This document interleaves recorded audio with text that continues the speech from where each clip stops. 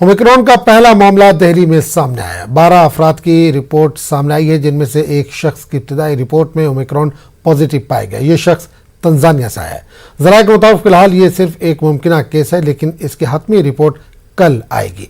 इब्तिदाई report में ये Omicron से मुतासिर पाया गया है। वजीर सेहत सत्येंद्र जैन के मुताबिक दूसरे ममालिक से आने वाले तमाम लोगों की जाँच की जा रही है। बाहर से आने वाले 17 अफराद मुस्बत पाए गए। इसके अलावा इनके खानदान के 6 अफराद भी मुस्बत पाए गए हैं। अफेक्टेड कंट्री से जितने भी लोग हैं उनका सबका टेस्ट किया जा रहा है एयरपोर्ट के ऊपर।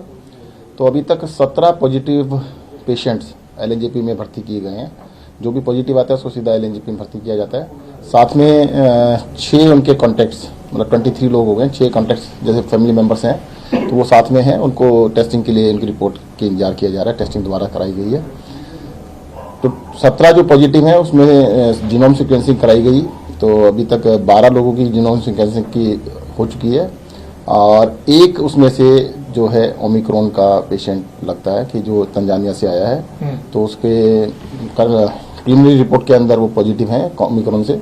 फिर भी जो लैब से फाइनल रिपोर्ट इशू की जाएगी वो कल की जाएगी। बट हाँ, 12 लोगों की जीनोम सीक्वेंसिंग की प्रीलिमिनरी रिपोर्ट आ चुकी है, शुरुआती रिपोर्ट आ चुकी है। उसमें से 11 को नहीं, ओमिक्रॉन नहीं है, नॉर्मल कोरोना है। दिल्ली में पहला है और देश में शायद ये 5वां कह सकते हैं। तो उनके सारे कॉन्टैक्ट्स को तो सारे हैं ही, हॉस्पिटल के अंदर ही हैं सारे के सारे। अगर हम लोग सब इसका प्रोटोकॉल का पालन करें तो उसको अवॉइड कर सकते हैं। जैसे मैंने बताया कि ऐसा नहीं है कि वो लहर इम्मिनेंट है। अगर हम सतर्क रहेंगे तो उसको रोक सकते हैं। अगर सब लोग मास्क लगा के रखेंगे तो वो लहर नहीं आएगी। इस बात की हम एश्योरेंस दे सकते हैं।